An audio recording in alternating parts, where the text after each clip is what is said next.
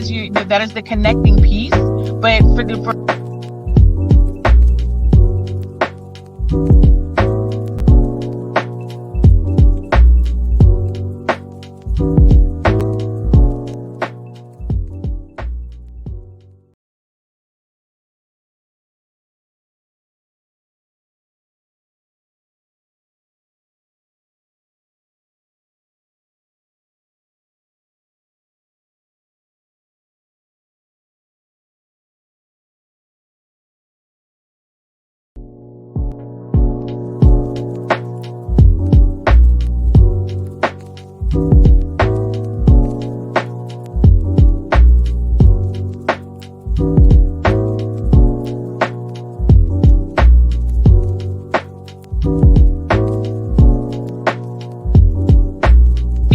But that is the connecting piece.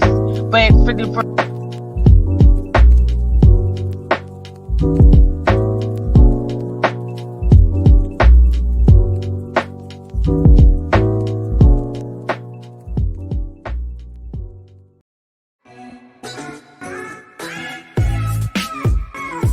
But I've seen you post about that a lot, though, about like what were you doing before all this came about? Like everybody is scheming. Yeah, everybody. You are learning our worth, and y'all are scared. So scared that the last thing y'all can do is put in law. On mute, but I was holding still because my face always tells a whole story, so I was trying to act like I was frozen, but I'm really not. It's okay. So yes.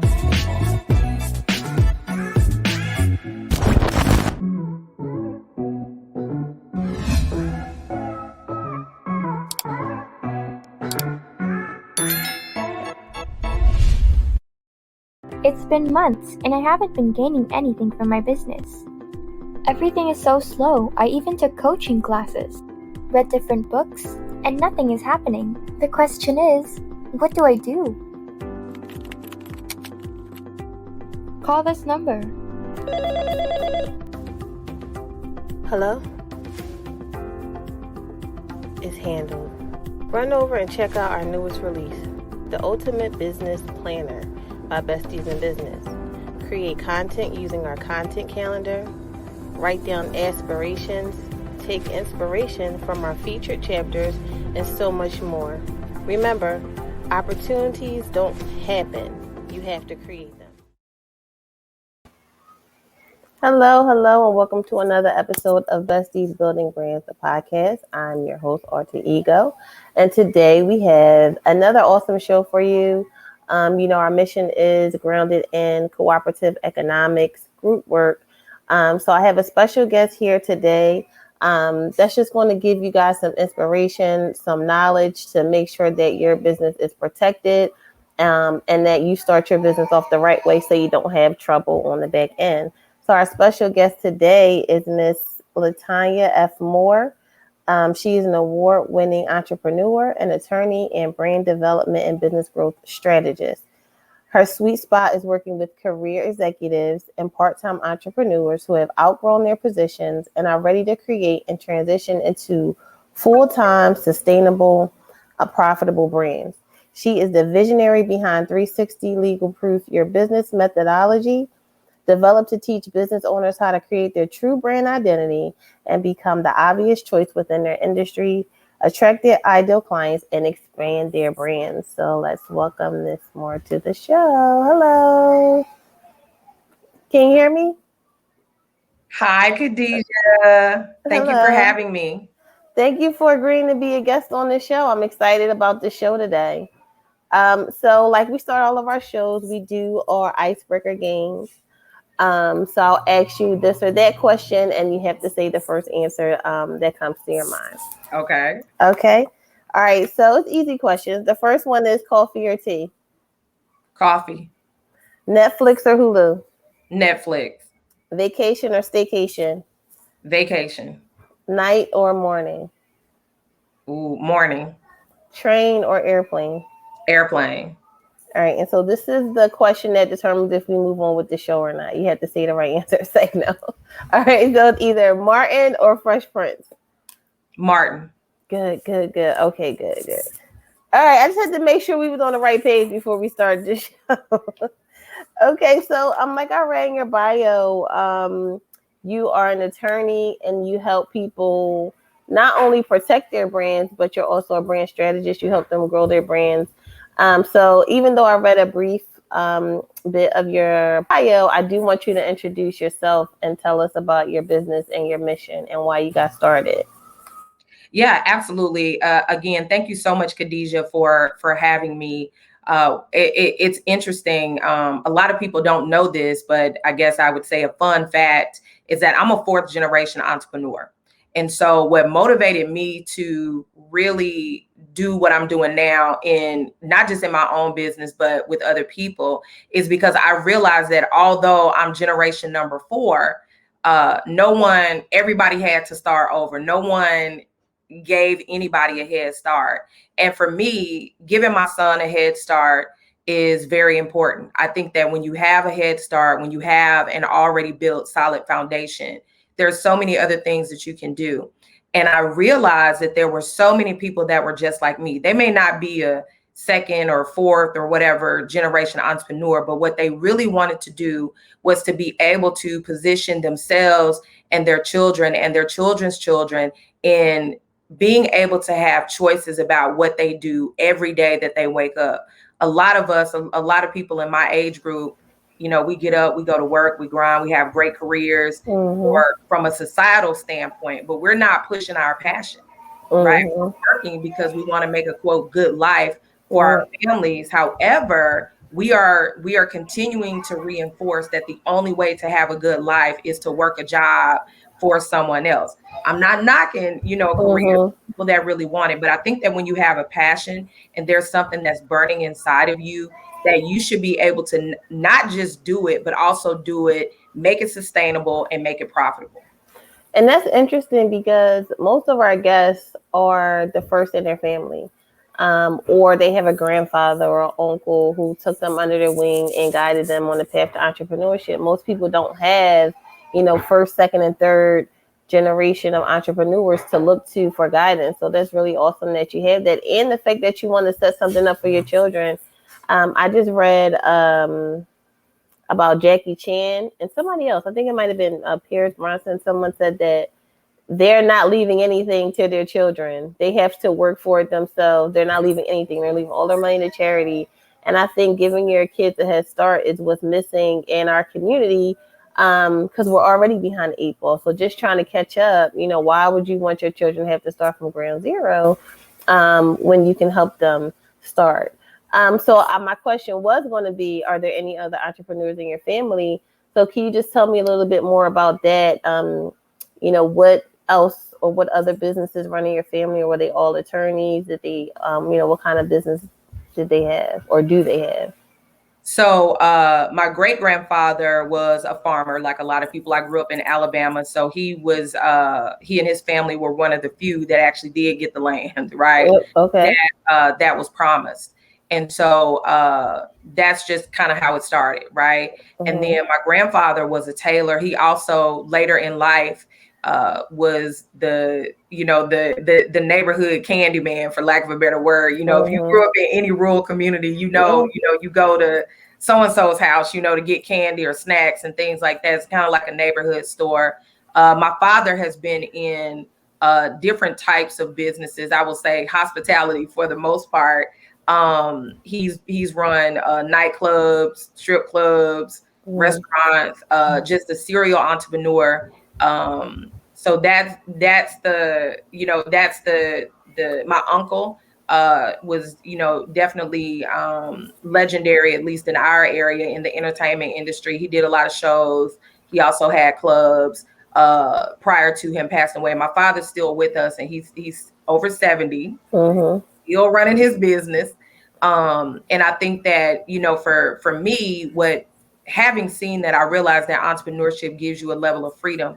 But to be quite honest with you, Khadijah, I still just saw hard work. I still just saw, you're going to work every day because you're trying to make it. And I think that, that's the part that we missed, right? We missed the scaling part, meaning when I say we, I mean my family. We missed the fact that really you're supposed to work yourself out of the business so that the business works for you, so that you can enjoy the fruit of your labor and also employ other people and help them change their station in life. And so for me, that is definitely one of my goals, is continue to do that. I have 7 people that work with me. And I was telling someone, I said, there's no one on my team that works with me that makes less than $50 an hour. And it doesn't have anything to do with, the fact that they're educated or anything like that. It's the value that they bring to the team that, determines their pay rate. But we do have a minimum. And right now that's been our minimum. Yeah, and that's awesome. Like I was saying in the beginning of the show, our vision and our goal, and everything that we're grounded in is rooted in group economics, collective work. It's basically the Nguzu Saba from Kwanzaa. If you're familiar with Kwanzaa, it's just like all those principles. Like, you work together in a community. You make your brothers and sister problems your problems so that you can work together to create solutions to those problems. So employing other people, making sure that they are making a good living wage, like those things are important. Tailors, I talk about that all the time. Like and I'm not knocking hairstylists, because I'm a cosmetologist by trade. But I just feel like we can do so much more, and we can create true legacies for our family if we think outside of the box. As a hairdresser, most times you're doing hair until you can't do hair anymore, and then you just don't have anything left to pass down, especially if your children don't want to do hair. So I think, like you said, noticing the hard work, passing down those core values will help our generation to at least try to catch up to the wealth gap in our country. Yeah, and I think that we have to understand what a business actually is, right? Sometimes we own our own business, but we're an employee. Absolutely. And there's nothing wrong with that. And I think, like you said, you have people that do hair, they work, and we're just using that as an example. And they do it till they can't do it anymore. But when you build a brand, now that's something totally different, right?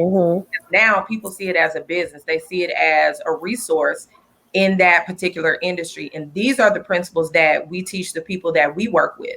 Although I am an attorney, we also work, I have several business mentorship programs where the people that work with us, they get access to the legal aspects, right?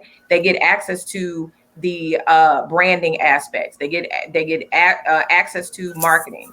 They get access to all of the financial. They get access to all of the different areas that they'll need to build that sustainable foundation so they can grow. And that's important. And the work that you're doing is important for that reason alone. A lot of people have side hustles and they think that it's a business, but it's really not. They're not actually building a sustainable brand. So I do want to talk about the work that you do. But before we get into that, I just want to talk a little bit about your morning routine. What does that look like so people can see what successful people are doing? What does your morning routine look like when you get up and start your day on a typical Monday, let's say, or Tuesday? So on a Monday or a Tuesday, really every day, my routine is I wake up, and before I get out of the bed, I express gratitude, period, to, the Most High, right? Like for me, that you just I can't hit the floor. LeTonya can't hit the floor just up and running without, giving thanks for another day to do it again. So it definitely starts with gratitude. It starts with prayer. I do not every day, but I do some morning time meditation. So that sort of gets me going, excited. Then from there, I get up and I do a daily to-do list. What is it that I want to accomplish, when I quote unquote close my laptop at the end of the day? What is it? What goals do I have to set for today? And the reason that I do a daily to-do list versus a weekly to-do list is because if I do a weekly to-do list, then I always got tomorrow, and then tomorrow never comes, right? But I also make sure not to overload my day. So like, for example, yes, there's a lot that needs to get done, but I really work with, what do I need to get done today? What do I have on my calendar today? And then on top of that, outside of my calendar commitments, what are some other things, that I do? So that's really a routine. I carve out time to learn something every single day. right? Every single day, whether that's reading a book, listening to a podcast, being in Clubhouse, right? Listening to some other people, whether it's having a conversation. Maybe I've been able to get on somebody's calendar to just chat with them about, this or that. But I make it a point to make a commitment to try and learn something or educate myself on something every single day. Okay. And so what tools do you use to help with productivity to get through your day? It's so funny. I've just been conditioned to get it done. And I know that's not in vogue, right? A lot of people like automation and all of that. I am an automation dinosaur, right? Part of the reason why for us, we had, the time was off, right? Because all I saw was 9 o'clock, Right. So for me, I don't, let me just say this. I don't depend very heavily on automation. Now, we do have, we work with Podio as far as project management. I have another, we use Asana, right, for certain projects, but that's really more to communicate with the team. And that's really more to make sure, so for me, I just believe in getting the job done. So for example, my people don't have work hours or things like that. It's like, this one needs to get done this week. If you get it all done in one day, you just get it all done in one day. I don't clock all of that. I just get the projects done. And so those type of project management systems work very well because I can see when it's, they know when I go in and when I'm going to check, they know when it's supposed to be done. And as long as things are done and all of that, and we also communicate through those systems as well. And so that gives me the freedom to make sure that, I'm on top of things, but also they can, get to me directly if they need to. Okay. And you mentioned that you listen to podcasts. What podcasts do you like that you listen Oh to? my gosh, it could be just about anything. Most of them on entrepreneurship. Usually I listen from a topical standpoint. The last few years, we've gotten heavily into the crowdfunding space, helping people create their strategies for crowdfunding. So I listen to a lot of episodes of different podcasts around that.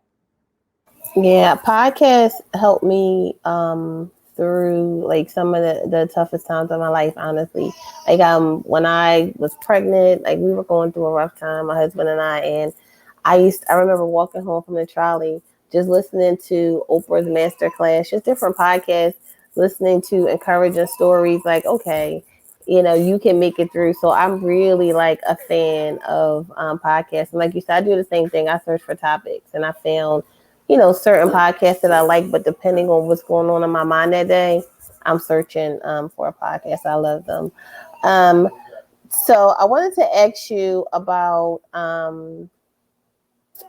protecting your business from a standpoint of a startup company. Sometimes when you're just starting up, you don't always have the funds for maybe to go in for a trademark or, copyright and things like that. And people are still talking about the poor man's trademark, put in envelopes into yourself, don't open it. So I just wanted to talk about that. Is that factual? When should you think about protecting your business, your brand, especially when you're starting up and funds are low? Yeah, so there's no longer a recognition of the poor man's copyright. It's not recognized, right? You could do that, but it just shows that you mailed it to yourself before this person came out with it. There's no legal standing now because of that. And I think maybe it was 2 years ago, the Supreme Court made that very clear, that they will no longer not just not recognize that, but it would not be considered any type of common law, right? So they're not going to consider any type of common law interest from that perspective. In terms of the startup business, of course, we're just talking in general. There, some of this could be different, or there could be more based on the industry. But for the most part, and it's always interesting to hear this, but this is what I always tell people when it comes to a trademark, right? A trademark, just like any other intellectual property, is property. So for example, if you bought a house, right? Would you want the deed to that home? You probably would. Absolutely, right? Yes. Because you want everybody to know that this house is yours. Okay. If you buy a car, would you want the title to the car?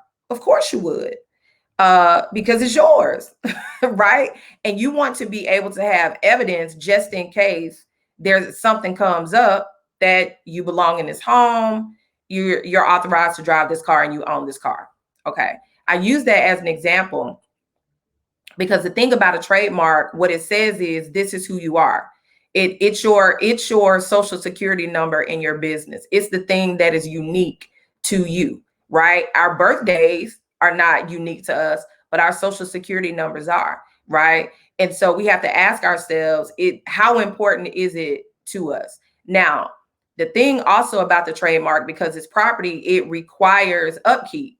So there are some compliance things after the fact that you must do. Okay. It's in vogue now. Everybody's like, oh, get a trademark, get a trademark. But what I will say is if you're just testing a brand, for example, if you're just testing it, if you're like, okay, let me see what the market thinks about this name, don't trademark it first because you don't know, right? You may decide that you're going to change it. You trademark it when you say, okay, this is something that I'm going to continue to operate under. This is who I am. This is my symbol. This is my name. And then you go and do the trademark. I am not a fan of these online trademark. I'm not a fan of that. Not because I'm a lawyer, but because lots of people come to us that have done that only to find out that it was done wrong. Even though they have the certificate, it's on their wall, but there are ways that you have to set it up to make sure that you're protecting your business and not something else, right? You have to know that.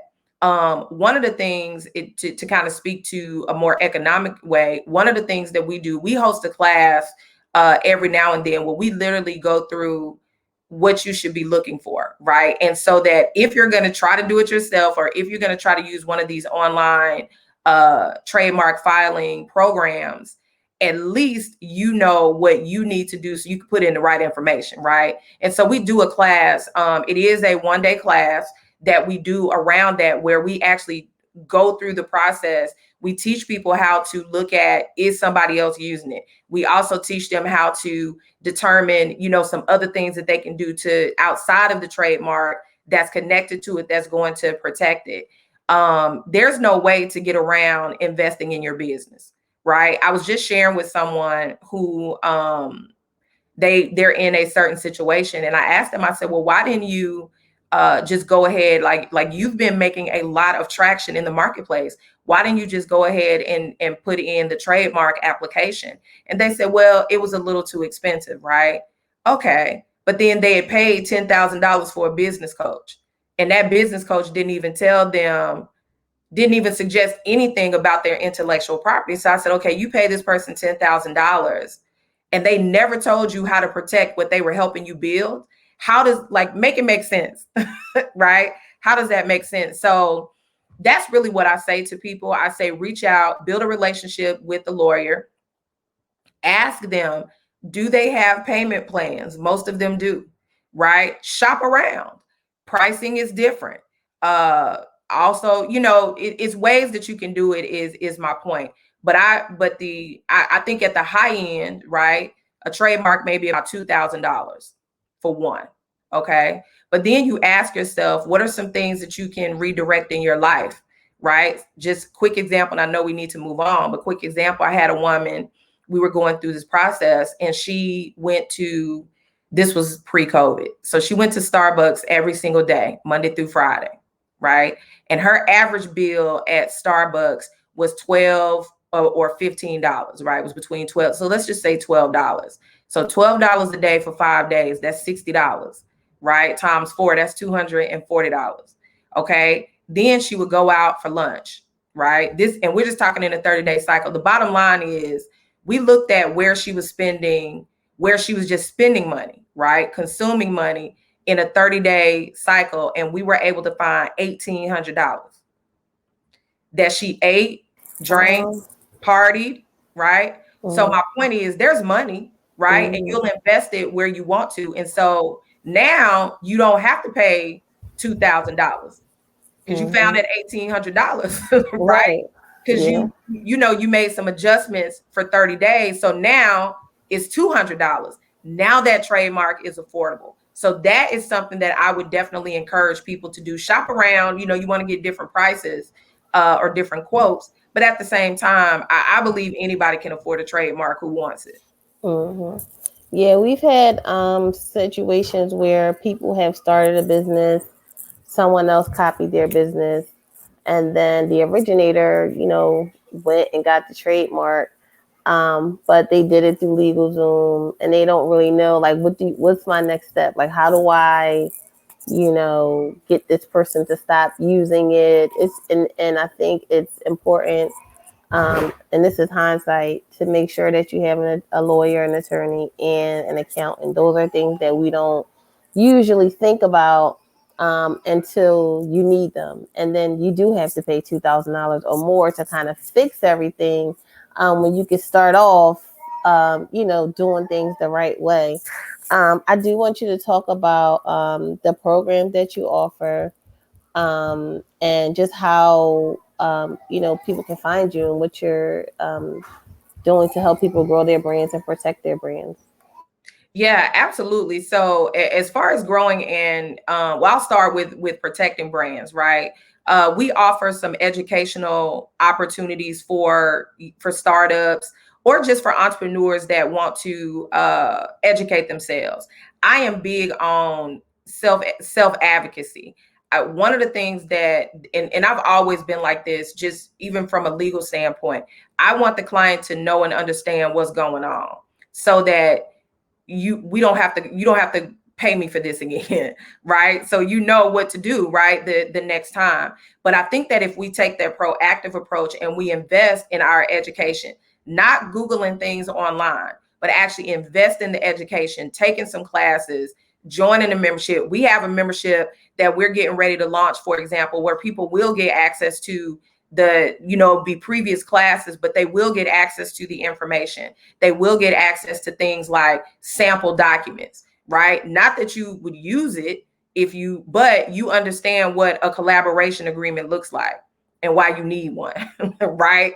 You understand what a barter agreement looks like and why you need one. You understand, okay, what are some things that I need to do if I'm going to do my own trademark? Just using that as an example. You have an entire guide that you get as part of this membership that you can read. And now you have a checklist. So before you go and do all of this other stuff, you already know what are some things that you need to do, that you need to have in order. So one of the ways that we work with people is that membership. Now, of course, that's more like an educational portal, right?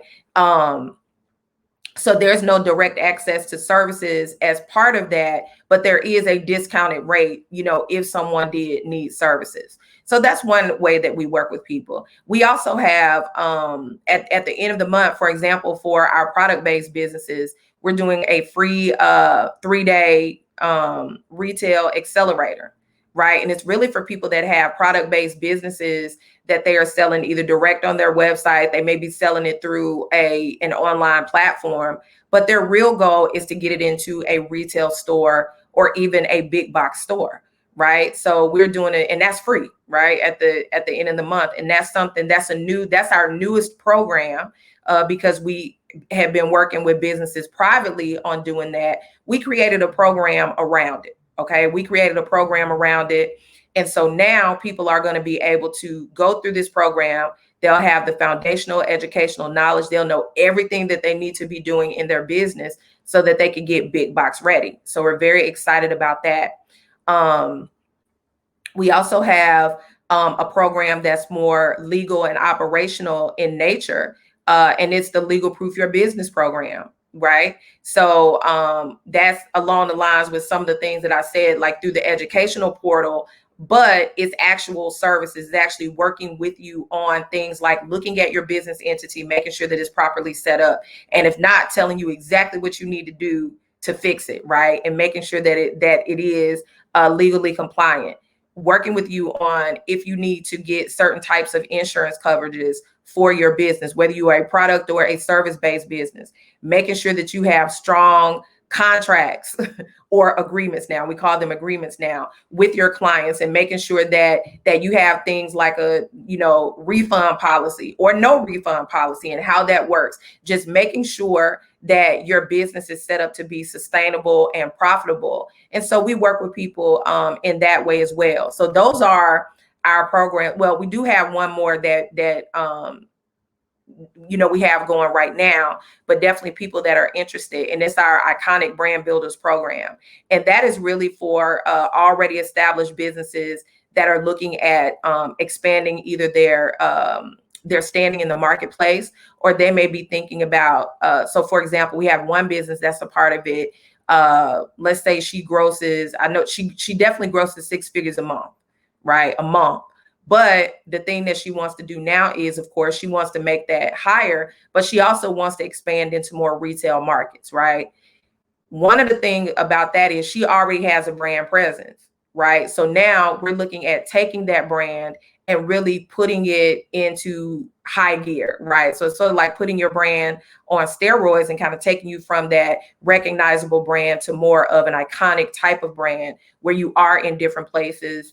You're able to expand into different markets. You're able to expand, for example, you may want to be just in boutique retail stores. So I'll just use this as an example, like Ulta, like Sephora, versus CVS versus Walgreens. There's nothing wrong with either of those, but they're different markets. So basically that one is the other side of our road to retail program, because now these are the people that are already established. They're already in the business.